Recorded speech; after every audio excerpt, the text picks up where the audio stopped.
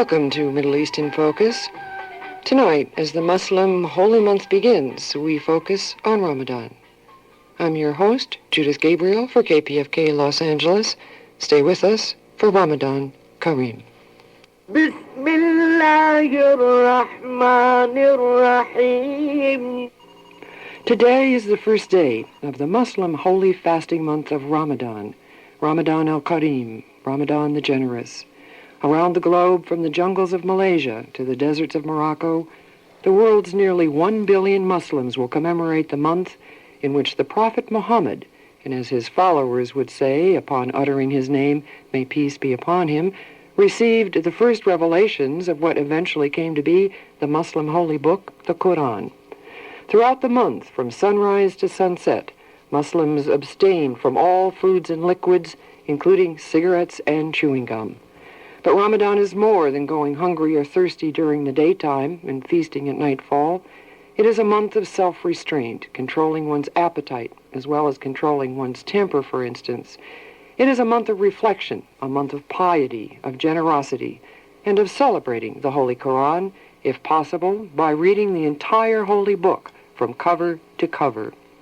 While some of Ramadan observances are specified in that holy book, many aspects differ from country to country, culture to culture, from family to family. Tonight we will listen to 4 Muslim women in Los Angeles discuss Ramadan in their lives. Egyptian-born Mona Ibrahim is a television producer. She remembers Ramadan in Cairo, the city where she grew up. American-born Lorraine Mirza, a convert to Islam, presents a Shia perspective on the holy month as it is lived in modern-day Los Angeles. Maimoona Ahmed is also a convert. Born into a Jewish family, she lived for several years with her husband's family and has observed Ramadan in several countries. And Hawa Akbar, an African-American, who sees Islam as the religion that was stolen away from many African slaves when they were first brought to these shores, shares the thirst and hunger, the sacrifice and the reward of the month.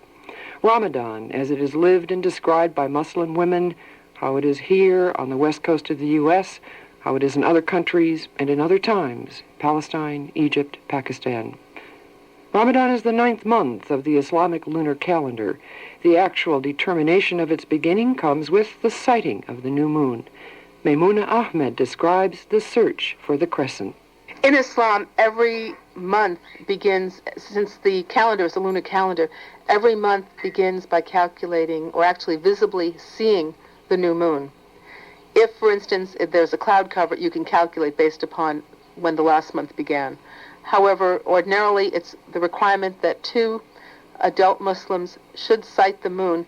This way, it doesn't differentiate between, say, a PhD who can sit there with his astronomical tables and a farmer who may never have learned how to read and write, say, in some village off in the far parts of the world. It makes everyone equal in terms of the religion. So as long as 2 people sight it. Now, in Los Angeles, there are several imams, that's leaders, who traditionally go up to Mount Wilson a little bit before sunset. And since this is the month of March, the sun is setting about 6:15, so they might get up there a little prior to 6 o'clock. Now, the first day of the moon is visible for a very short time. It might set, say, within a half an hour after the sunset. But it has to be seen after sunset. If a moon sets before the sun sets, then it's not yet a new moon. The moon, once it's sighted, what happens here in Los Angeles is the people who have sighted the moon, or in fact it could be sighted by anyone within continental United States. We consider that a reasonable thing. Say if we have a cloud cover here, we might call friends in Houston or Atlanta, New York, Chicago, wherever, where the moon might have been sighted. We usually have a pretty good luck in Los Angeles, but occasionally not. Once the moon is sighted, then people start calling each other all evening long. Ramadan Mubarak, blessed Ramadan. We call lots of friends. Sometimes we'll get phone calls till 1 in the morning from people in other parts of the country. Since Los Angeles is 3 hours later than, say, the East Coast, we may have a better chance of seeing that new moon if it's up in the sky for a very short time before the moon sets. So that we will get people from, as I said, the East Coast or even the Midwest calling us, and because we're quite well known, we find it's kind of difficult to go to bed that night, just from all the friends, and then we're also on the phone calling people. But the fast actually begins then with the next day, the fast can begin with what's called sahur, which is a very light meal, kind of like what a breakfast would be. Maybe some fruit, perhaps some bread with cheese, something quite light. And that is about 2 hours before sunrise. In other words, when there's any light in the sky at all, you must stop eating and drinking. So that until the next evening after the sun sets, we neither eat anything nor drink anything. For people that are smokers, it means not smoking, and usually many smokers have found that's the best way to break the smoking habit. Same with coffee drinkers like myself. I've broken the coffee habit, although I love the stuff. And also for married people, no sexual relations during the day. All these things can begin again once the sun sets. Observing Ramadan by fasting and other acts is one of the 5 pillars of the Muslim faith, along with giving alms to the poor, making the pilgrimage to Mecca, daily prayers, and recognition of the one God. For 28 days, Muslims observe a daytime fast, which begins each morning, as the Quran instructs, when a white thread can be distinguished from a black one in the light of dawn. In the heat of summer, in those desert countries, fasting can be particularly arduous. But if Allah is merciful, so is the lunar calendar. I have fasted during the longest days of the year in June, which was only a few years ago. And in fact, because we're talking about a lunar calendar and the calendar used in the United States, for instance, what makes this month March in the United States is a solar calendar, which doesn't vary. But the lunar calendar varies, so it's 12 days shorter each year than the solar calendar. So yes, sometimes during the year we're in June, and sometimes we're in December. And during a lifetime, people will go through this cycle several times. Now, actually, there are a couple of benefits. For instance, suppose we're living in the southern hemisphere. We're absolutely in the reverse of what we are in the northern hemisphere. So that if we were following a solar calendar, say we always celebrated in December, we had a nice, short, cool day when it was very comfortable, that would mean some people elsewhere in the world would be in an extremely long, hot day in the middle of their summer. And one of the beauties of the lunar calendar is we experience all the seasons of the year, and so do people elsewhere in the world, so that they may have the short days and the long days just as we do here. And it's really quite beautiful. It's a very different feeling different times of the year. The first time I heard of Ramadan, in fact, was when I was a college student. There were some Egyptian students in my department. I happened to be a nutritionist. And they were saying, oh, this is so easy. When we were in Cairo, it used to be so hot and so dry and long days, and December here, it's so easy. And of course, after I became Muslim, it was no longer December. We were getting into the summertime. Yes, in the summer, it's quite hot. You have to plan your work if you're outside. I think since we're in a society where few people are in agriculture or construction work and so on, they're not as exposed to the elements as in other parts of the world where you have an agrarian base for a good part of the population. But for instance, the work that I do as a real estate appraiser, I'm out there. I'm out there in LA, and the heat's reflected off the stucco buildings. I try to get my field work done in the early hours and try to get back in the office and do my paperwork later in the day. And also I try to get a nap in because I'm not eating lunch. I have lunchtime, so I'm able to take a nap and kind of recoup a little of my strength. Although it's considered better if you can go through the whole fast all day without sleep so that you feel the difficulty of it. In cities such as Cairo, the firing of a cannon signals the start of the fast. Hours later, another volley is fired to signal the end, a shot that is followed by millions of sighs of relief. That used to happen in another holy city, Jerusalem, the third most sacred Muslim site. The Intifada, the Palestinian uprising, now in its third year, has left its mark on some aspects of how Ramadan is observed there. Palestinian writer Ali Kalebo, writing in the English language Al-Fajr, and Jerusalem Weekly, describes the changes and remembers Ramadan in days gone by. They wake up at dusk without the sound of the first cannon, and they go to bed and begin the imsak, the abstaining from food, without the sound of the second cannon. The Masahir, a lonely turban-clad man in a flowing jalabiyah, tambourine in hand, moving from house to house, making sure everyone is awake, for which he was awarded a hadiyah, a gift at the end of the month. This has become for many a vague image. His calls admonishing the sleepers to rise and pray still echo in my ears. As-salah khayrun min anom. Prayers are better than sleep. Ya nayam wahed adayam. O sleeping one, say your prayers to the Eternal One. The sound of the tambourine reiterating rhythmically his words kept a lively pace, to whose music I had often risen.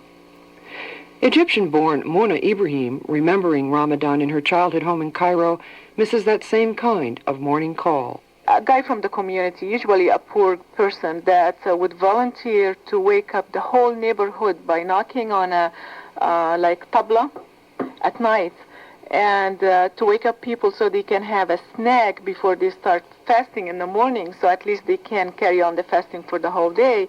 And we have this traditional song that everyone wake up, everyone please eat, everyone don't miss the food, and so you can fast in the morning. So this is a tradition that we really miss. Muslims in Southern California have no drummers, no cannons, but rising long before the sun is necessary if one wants to eat the pre-fast meal, the sahur.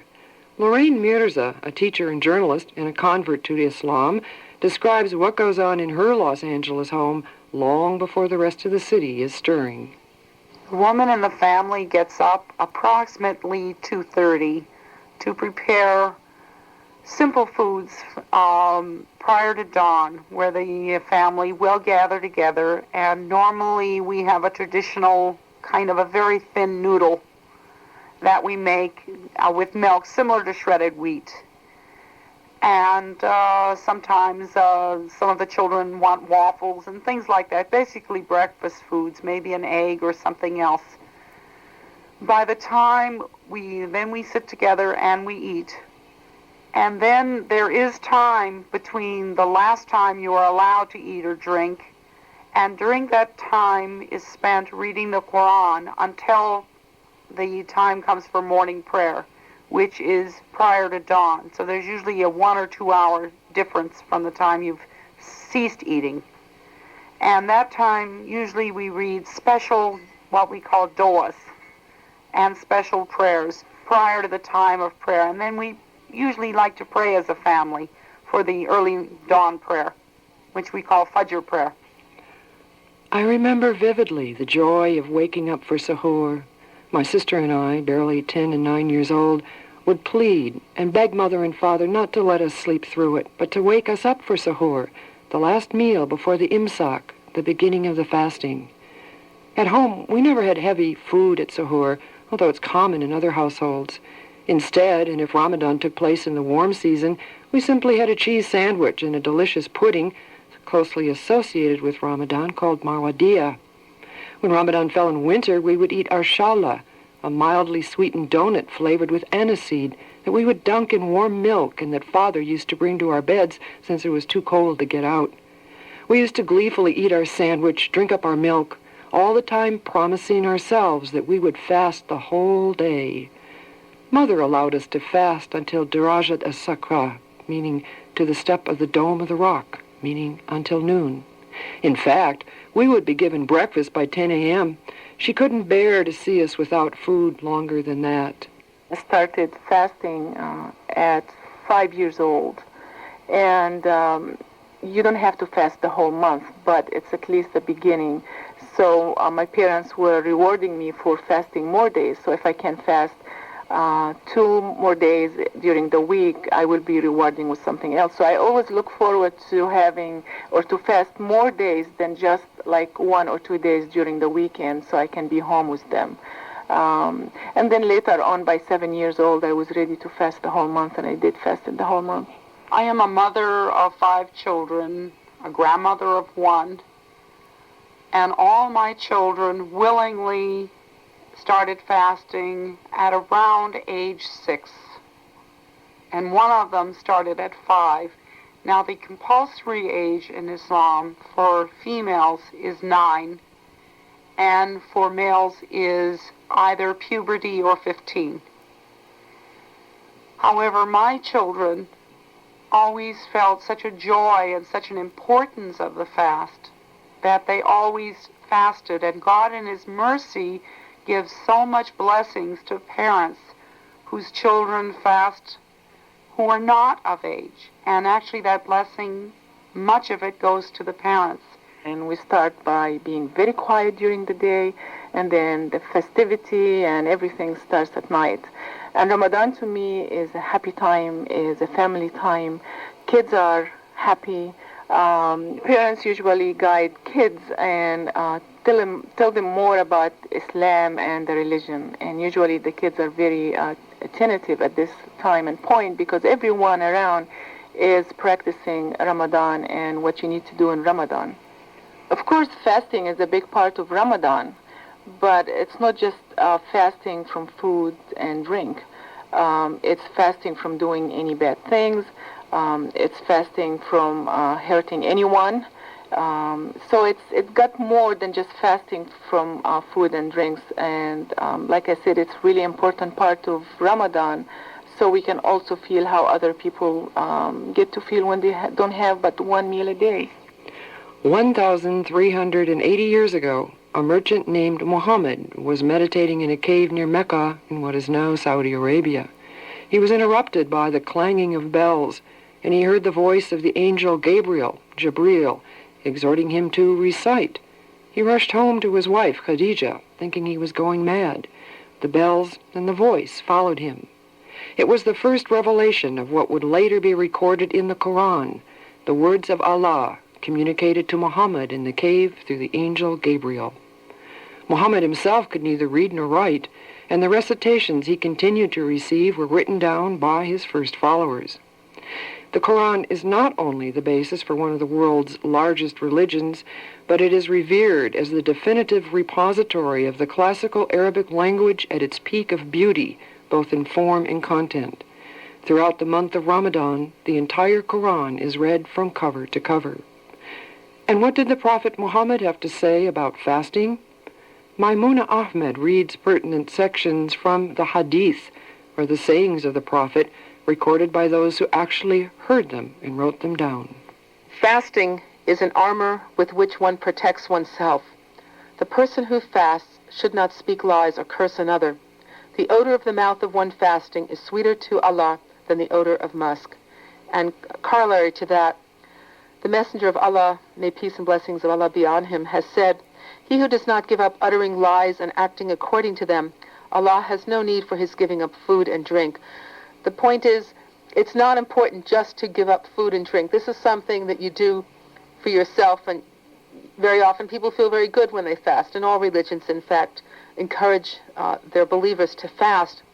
But the point is, the purpose of fasting in Ramadan is to learn self-control and to discipline yourself, to show you how, as a human being, how high you can rise as a person. And with the discipline of fasting, if you're merely giving up your food and your drink, you may end up strictly hungry and thirsty by the end of the day.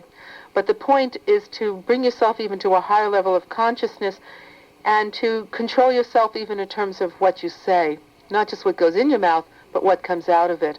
And therefore lying, backbiting, exaggerating, saying curse words and so on to other people, these are things that you really have to learn to control. And in fact, if you have a month of practice each year, inshallah, which means God willing, you can learn to improve yourself the rest of the year as well, so that you speak, when you speak to people, you speak to them with respect, you don't tell lies, you don't spread rumors, gossip, and so on. You don't, in other words, use your mouth to do things that would harm other people, but in fact to praise other people, to benefit people.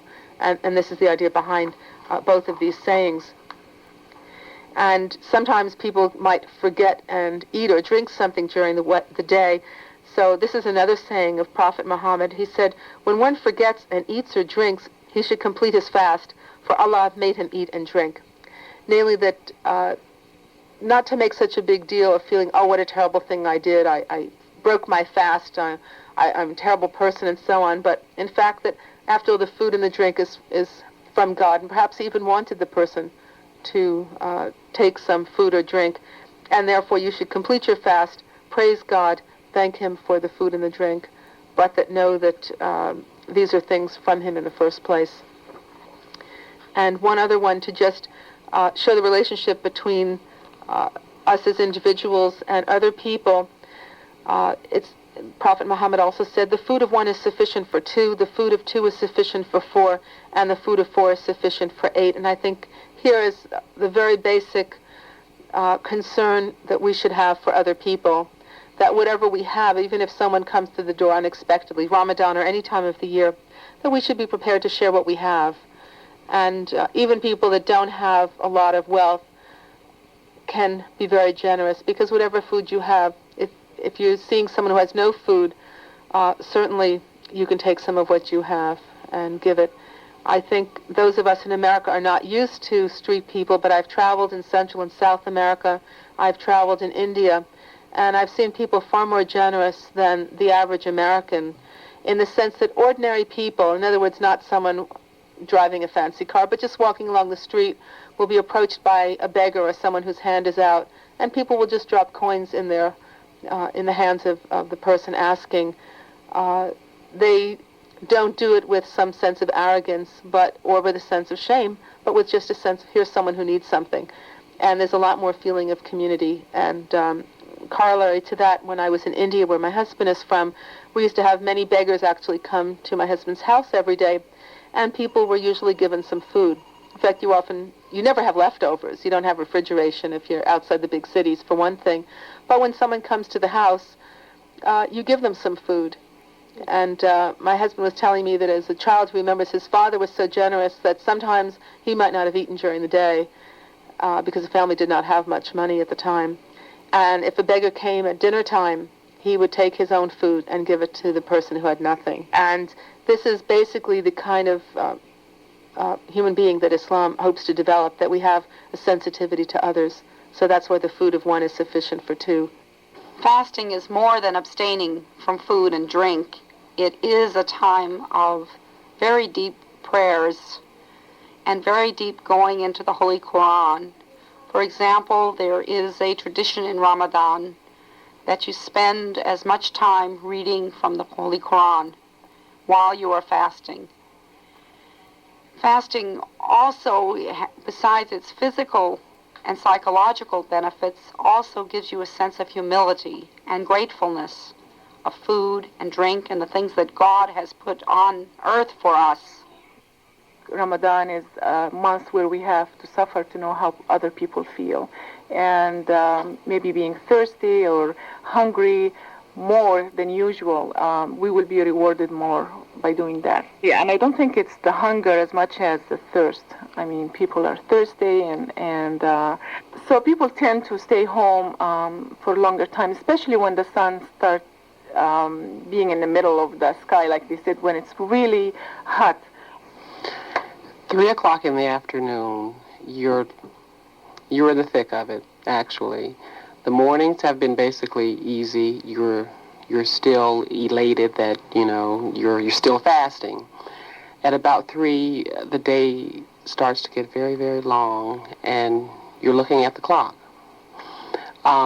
You're also, thankful to Allah that you're able to do this, but at the same time, that is the middle of the day when you are actually very hungry, very thirsty. And it seems to not matter if it's December or June, you're still very hungry, very, very thirsty. Usually the city is very quiet during the day, but we do have business hours, but usually it's the shorter business hours than the normal time. They open up at 9 o'clock in the morning and they close about noon. Then everyone goes to home and they rest. It's not easy to fast, particularly when you have a long day and it's hot weather, maybe a heat spell. And it's a wonderful feeling to break fast with others, because you've been through something that's been rather difficult and trying, because all around you all day long, you're not in a Muslim country, you've got friends with the aromas of coffee. The roach coach comes along for people who are at work. People bring in sandwiches and all kinds of wonderful aromas. Where I'm working now, for instance, we have a lot of people who make Chinese food and Filipino food and so on, which smells terrific, so that you're quite tempted by this, in the sense of the aromas are stimulating to you, but yet you have to resist. The food is there, the water and beverages are there, but you're not taking anything. What's different here is the family.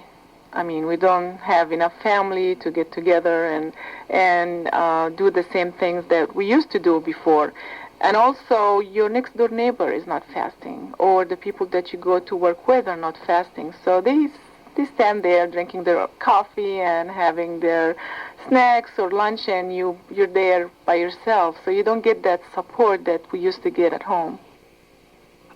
I stand on my roof waiting for sunset. The buildings around my house within the old walls of Jerusalem are soaked in a translucent celestial blue. I wait for Adhan al-Maghrib, the call for the evening prayer, which in Ramadan signals the end of the fast day. The Quran recitations from the different minarets, each a few seconds off from the other, intermix to produce an awesome contrapuntal harmony. Underneath my house in the open courtyard, my neighbors are already sitting around their dining tables. Wherever I turn my eyes, families, fathers, mothers, brothers, and sisters, wait for the end of the prayer call that punctuates the end of one more day of fasting. At 3 o'clock, really, is the time that I really start planning for iftar, the breaking of the fast. And I know that at a certain time when the sun, is about to set, that I have to, in my household, I have to have everything laid out.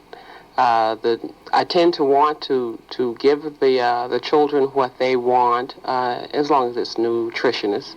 I'm sorry. So what I'll do is, if it's a meal that I have to really cook, for a long time, I'll start cooking then. If it's a place where we are going to gather with other Muslims, then I make sure that everything is laid out so that at a certain time we have to leave according to traffic or whatever, because you do want to be situated in a place when it's time to break the fast, actually.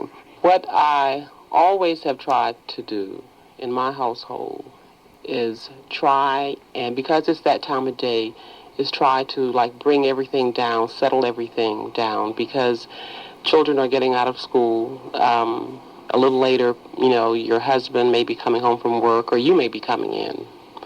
And you tend to want to be together as a family at that time of day, and of course, for the iftar. So I take it as my responsibility to sort of set the stage for that. And for us, it is an important time of day, the actual breaking of the fast, because for anyone who has fasted and they take that first drink of water or that first morsel of food, it is really glorious. You feel every morsel. You feel, the texture of the water as it is.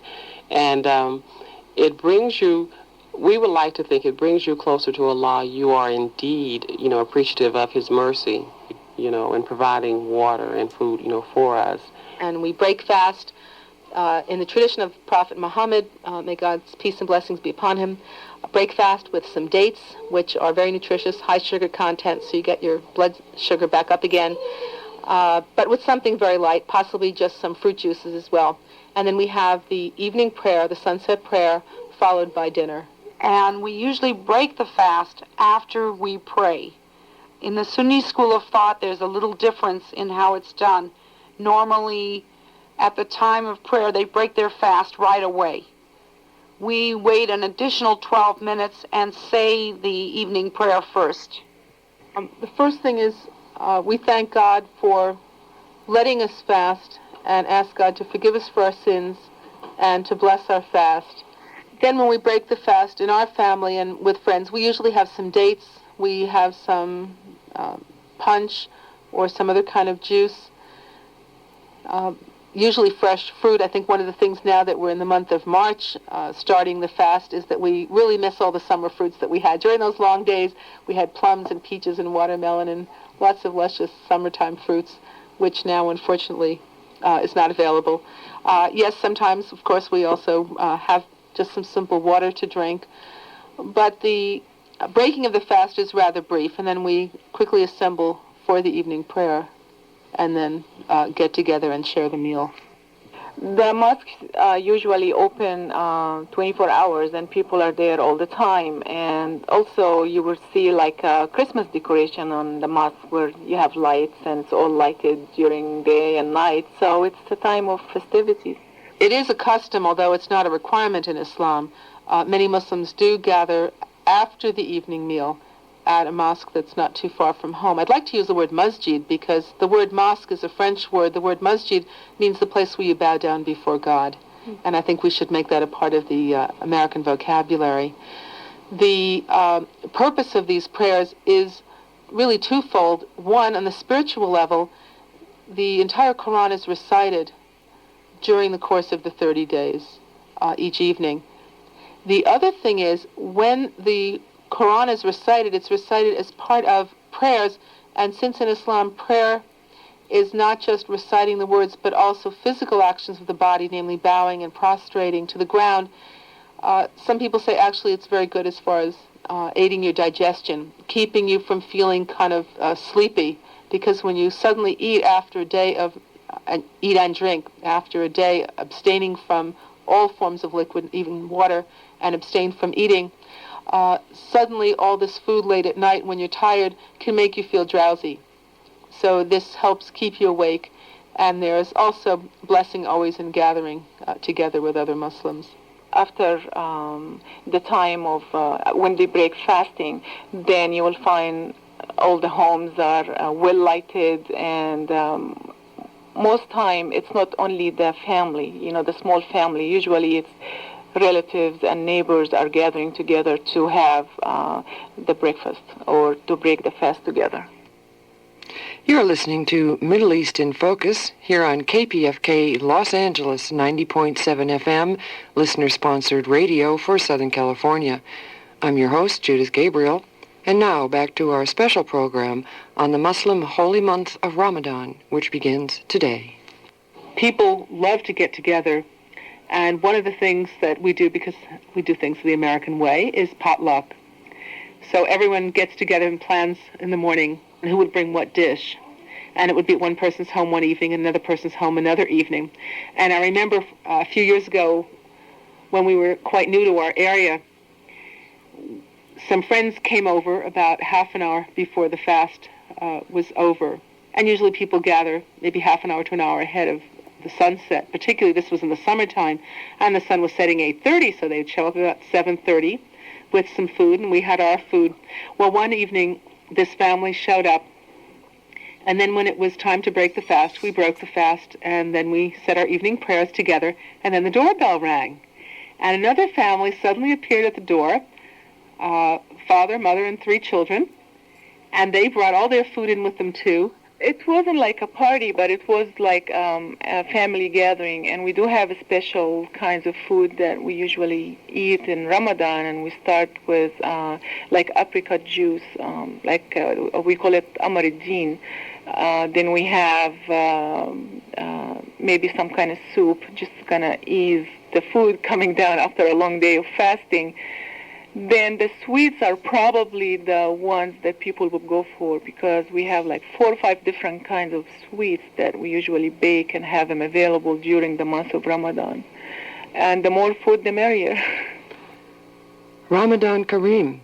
The idiom triggers a closely related set of aromas and flavors, and the Ramadan sweets, atayef and coulage, come immediately to mind. Overnight, in Jerusalem, atayef stands spring up all over the city, and the freshly baked pancakes are sold by the kilogram. Atayef is used as the crepe in which chopped walnuts, flavored and sweetened with a bit of sugar and cinnamon, are filled. The atayef pancake is folded into a half-moon shape and either deep-fried or baked. Jerusalemites have a special predilection for samna baladi, and prefer to fry it in this special homemade clarified butter. Samna baladi is an indispensable constituent of the Palestinian cuisine. Without the samna, the food loses its greasy substantiality to become a lowly snack, nawashif, unfit for guests. Samna baladi is obtained through the cooking of goat butter that becomes available only in spring. Each Jerusalem family has its contact with the semi-nomads that dwell in the surrounding mountains and whose main source of income is animal husbandry, namely goats and sheep. A taif fried in samne baladi and dipped for a few seconds in ater is the Ramadan dessert par excellence. Ater is made by boiling water and sugar with a small amount of lemon juice. Once it thickens, rosemary water may be added to it. Mawardiya, a most delicious pudding, is also associated with Ramadan. It is eaten at sahur. It's served to guests and is used as a snack when feelings of hunger begin 2 hours after the iftar. Mawardiya is made of dried apricots and sold in thin square sheets called amradin. Amradin is sold in orangish brown strips folded into squares.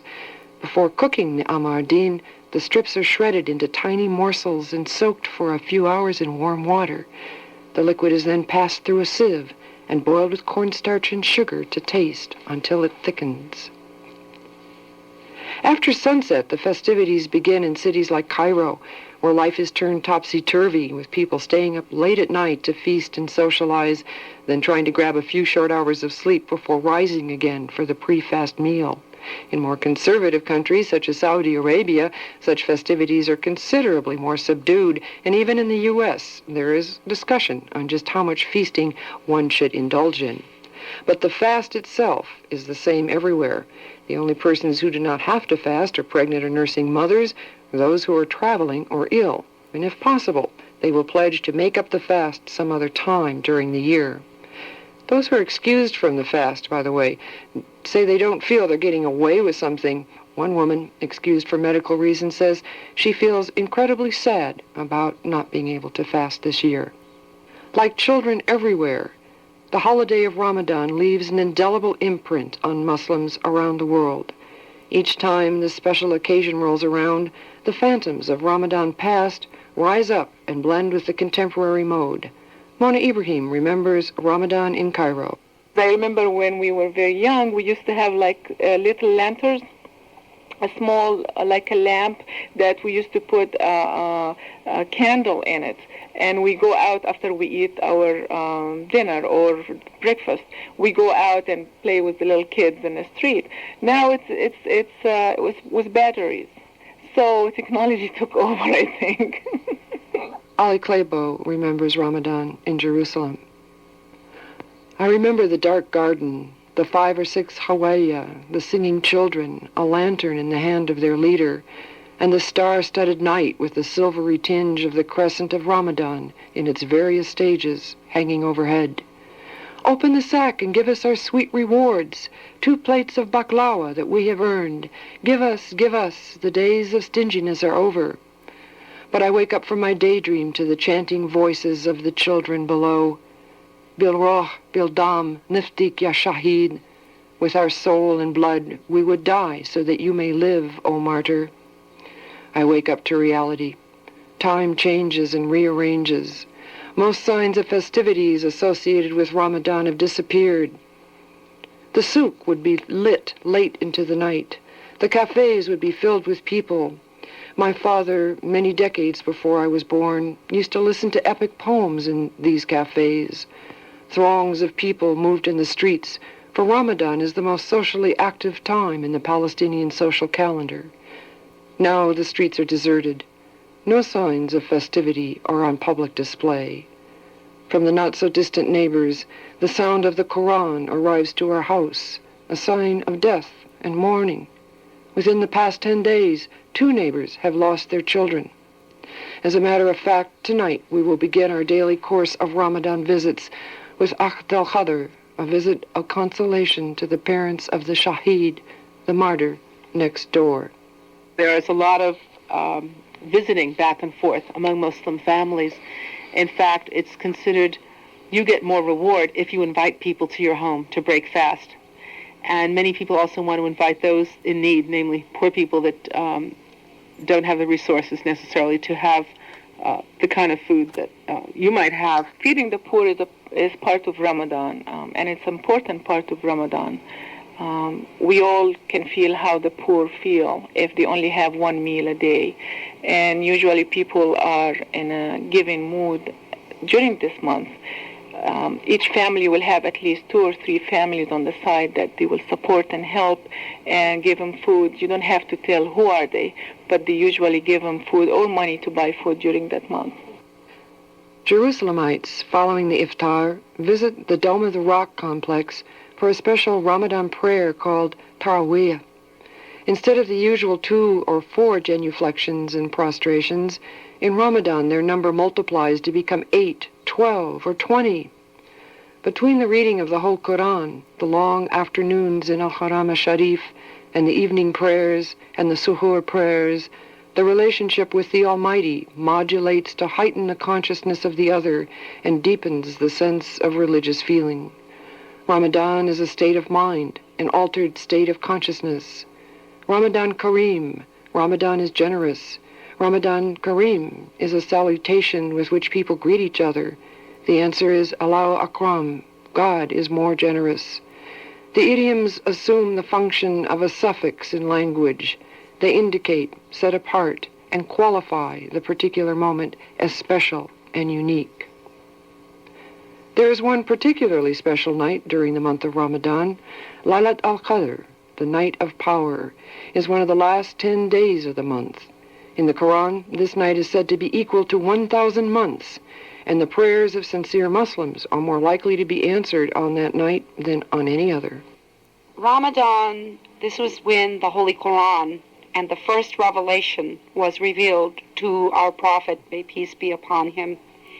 And this was the beginning of what we know today as Islam. When the Prophet was in his 40th year, he was then given the first revelation of the Holy Quran, and he brought it down.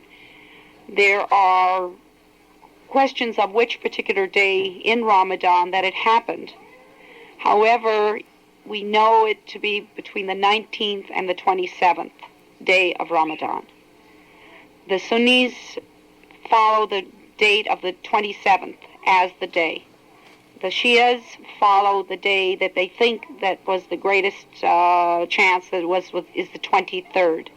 However, on all these nights, from the 18th, the odd nights, 19th, 21st, 23rd, and then skipping over to the 27th, we stay up all night and we conduct what we call amals. Perchance that these particular nights are it, because nobody has the exact night. In the Mirza home, we hear a recording of the recitation of that part of the Quran that deals with Laylat al-Qadr, with a translation. In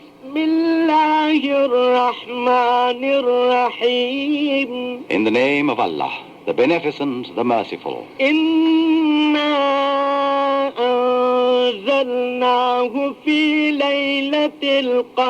Lo, we revealed it on the night of power.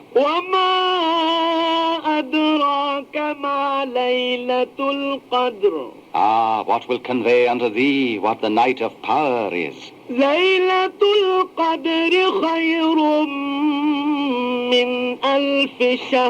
night of power is better than 1,000 months. تنزل الملائكة والروح فيها بإذن ربهم من كل أمر. The angels and the Spirit descend therein by the permission of their Lord with all decrees. سلام هي حتى مطلع الفجر. That night is peace until the rising of the dawn. And 6-year-old Sayyida Mirza shyly offers some Quranic readings of her own. Bismillahirrahmanirrahim.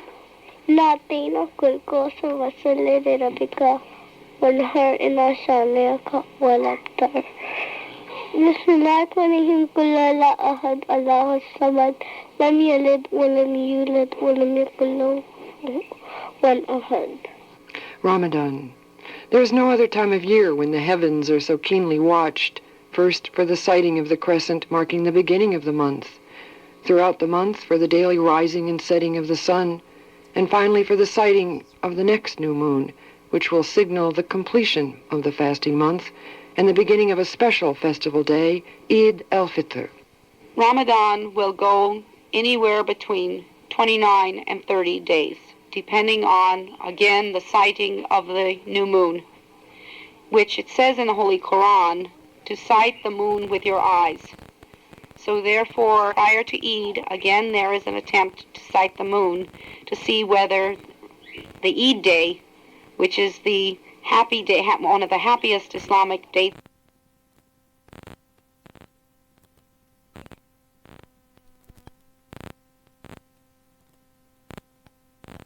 and there's a special Eid prayer. You take out a certain amount of money that we call fitra, and this money must be given before the prayer to the poor. First, you must give it to your poor relatives. These are the orders in which you must give this money to. Having no poor relatives, then you give it to your poor neighbors. Having no poor neighbors, then you give it to poor in general.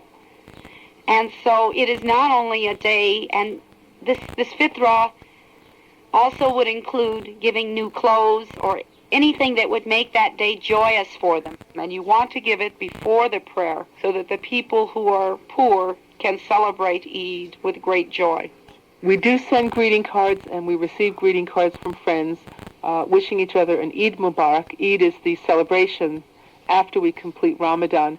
And I'll tell you, if anyone has fasted for a few days, if you could imagine fasting for a full month without food or drink during the day, you feel like you've really accomplished a lot, particularly, too, because you've tried to make sure that you say all your prayers, you try to read the Quran more, you try to practice Islam more, you try to speak to people more kindly, you try to avoid arguments. You have really practiced such an incredible self-discipline. And so the Eid is really a day of celebration and congratulations that as a human being you're able to accomplish so much, and you're amazed how much you can actually do. Eid is a combination of Christmas and Easter and probably just about every American holiday thrown into one day, in the sense that throughout the world, and speaking to friends from so many different parts of the Muslim world, as well as here, this is a day when children and adults wear new clothes. In some parts of the world, I should point out, where people don't have that great an income like most of us are blessed with in America, it may be the only time during the year, there are 2 Eid days during the year, when children are given new clothes to wear. And I know this from first-hand experience. In fact, the reason you see even poor children dressed in new clothes is because one of the things the wealthier, I didn't say wealthy, but the wealthier people do, is they give gifts. When poor people come to their home during the month, they give gifts of clothing or gifts of fabric so that the people can have clothes made for the specific child. You don't have the kind of department stores we have in America, elsewhere in the world. So people will give enough fabric for outfits so that all the children have new clothes. And I remember watching this in India with my husband's family. The women took so much pleasure in going shopping during the month. That's one of the things they do during the day. Going shopping and selecting so many fabrics and having some for boys' clothing, girls' clothing, and for adults, and then distributing it to poor people as they would come to the house during the month. And this is a way of making sure that everyone enjoys the celebration of Eid. In Jerusalem, writes Ali Kalebo, with the constant state of unrest, most outward signs of celebration of the holy month of Ramadan have dwindled away. From my roof, only a string of lights shines sadly on the minarets, signaling the time is special and distinct. Only the joy in the hearts of children and the deep sense of piety exuded by the adults have remained as a testimony to the importance of Ramadan in the Muslim calendar. No other month of the year does the sky above assume such significance. The interest begins with the search and sighting of the first sliver of the crescent of Ramadan, which announces the birth of a new month. People henceforth look continually up, watching the gradual waxing and waning until the moon disappears, and the search for the next moon, the new crescent, begins. One-sided, the religious authorities announce the beginning of Eid al-Fitr, the little Eid, for the big Eid is the Eid al-Adha, the feast of sacrifice, which symbolizes the founding of the Arab people through the sparing of the son of Abraham, Ismail, our grandfather, and the immolation of the sacrificial lamb instead. Ramadan Kareem. In the old city, I watch the different families, fathers, brothers, mothers, and sisters, huddling at sunset around their dining tables, waiting for Azan al-Maghrib.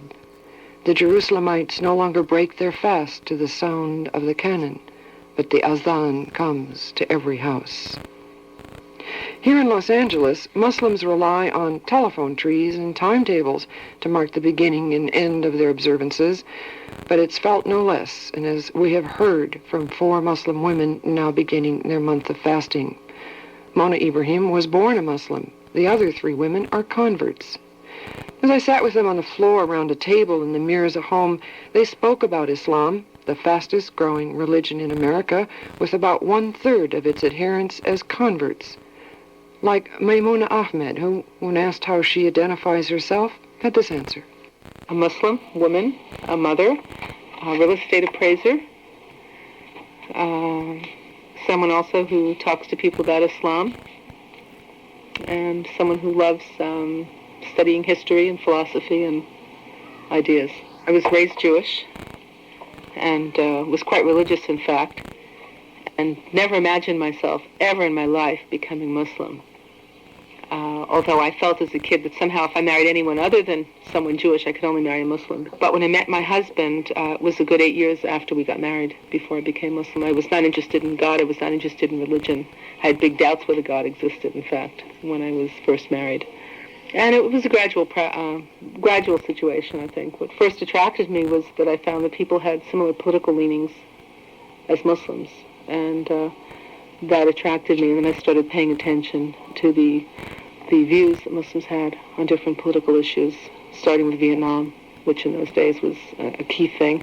I found myself studying the Quran for a couple of years, and I came to the realization that intellectually I couldn't account for anything other than the fact that a non-human, something beyond humanity, could have written this book. There were too many phenomena in it that no human at that time, and some of the facts in it, even at this time, a human being could be aware of. So intellectually I became a Muslim about 15 or 16 years ago, but spiritually becoming a Muslim, or my heart became Muslim, has been a gradual process over time. And I still feel I'm constantly strengthening my faith. To be a Muslim is to study, is to do research, is to know, not just to believe something, but to have a strong foundation of knowledge. The Quran, in fact, itself tells you, if you want to know if God exists, look at the earth. Look how, God can alternate day and night, bring life to the dead, such as, for instance, after the winter, when things come to life again in the spring, how the seasons are ordered, how the planets are organized, and the laws, what we call the planetary laws, which are God's way of maintaining the order within the universe. So there's an awful lot of research that's demanded of a Muslim. Bismillah ar-Rahman ar-Rahim. My name is Lorraine Mirza, and my first identification is as a Muslim. I am a convert. I converted at the age of 15. And at that time, I was at the age of doing a search, but I did not consider Islam. However, I took a summer class in LACC in Arabic and read for the first time the Holy Quran in Arabic. And at that very second that I had read that, I decided that's what I needed to be. And so I made a concerted effort to find Muslims. But in Los Angeles, and we're talking about 30 years ago, there were no Muslims. There were no mosques. So I went through the phone book like a crazy 15-year-old, looking for Muslim, mosque, Islam, anything. And I ran into an Arabic-sounding name and dialed the number. And as it turned out, it was a Palestinian Muslim who was the editor of the Palestinian Voice, Mustafa Siam. And he guided me to a tiny study group that was studying in Boyle Heights. And that's actually what guided me to Islam. My background is a Russian Jewish mother and a black father. I had no resistance from my parents at all. Obviously, my background was such. In the early 50s, I grew up during the McCarthy era, where my parents were persecuted by the House Un-American Activities Committee. My parents were on the left, And so they were pretty rebellious themselves and pretty staunch workers for human rights. So I think I had that basic background. My name is Hawa Abdul Akbar.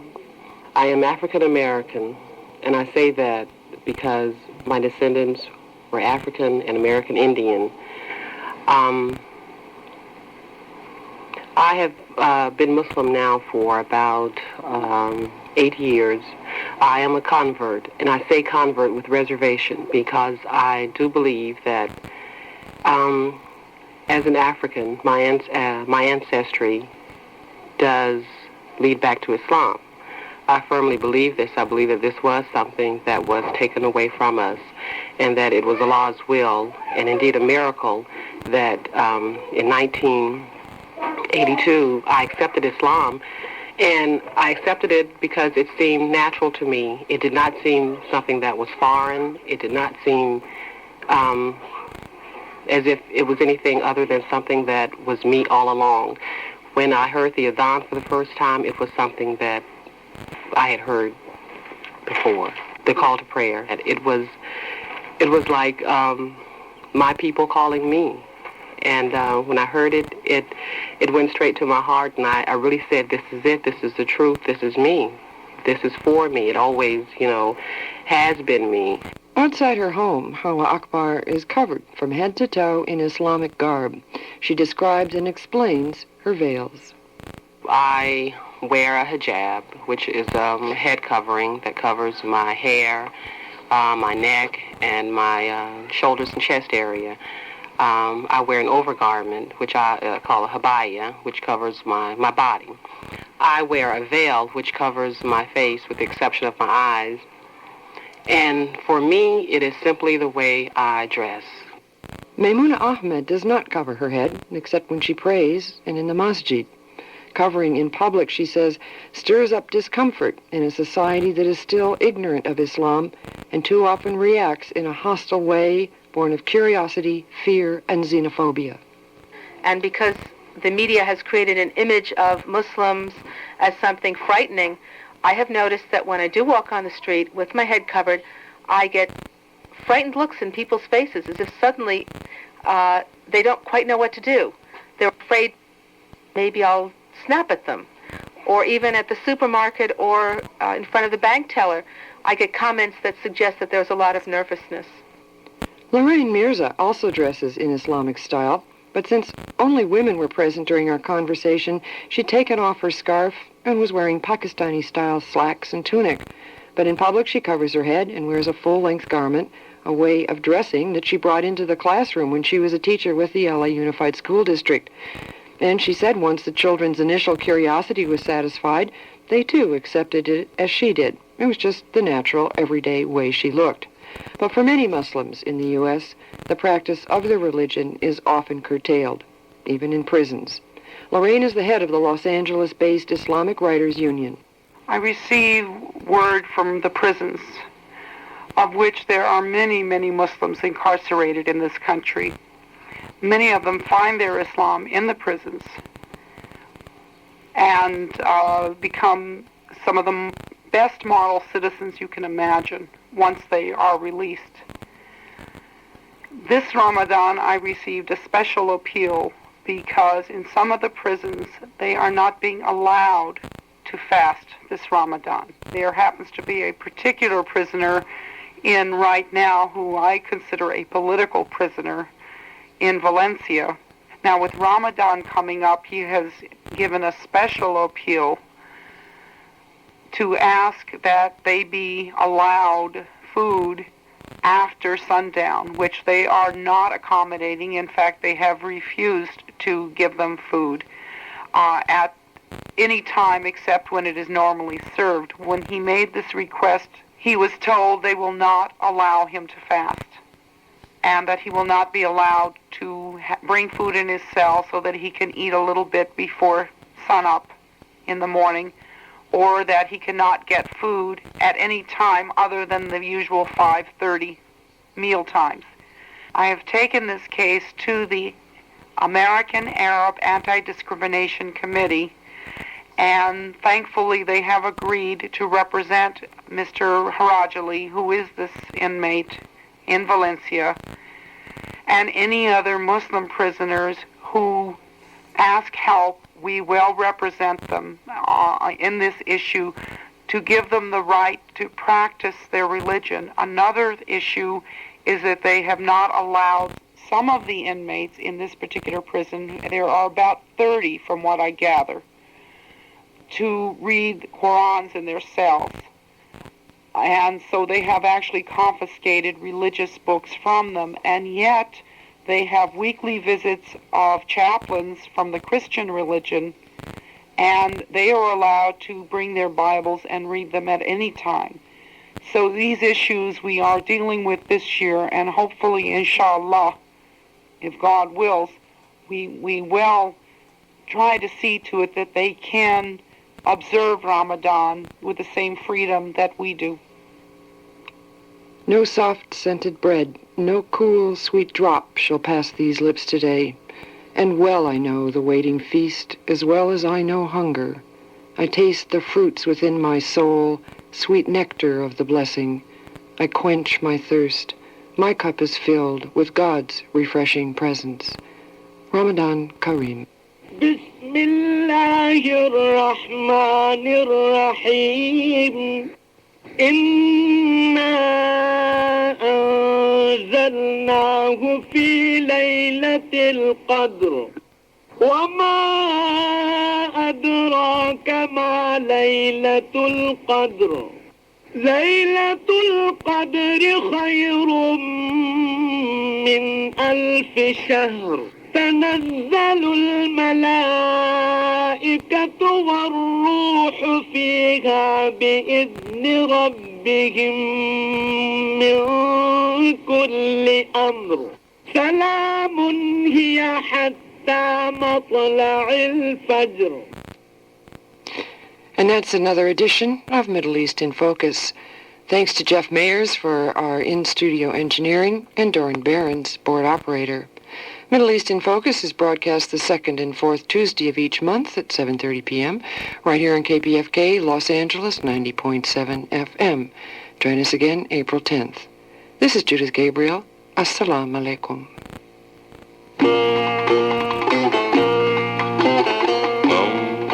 Sit Marie Rose is the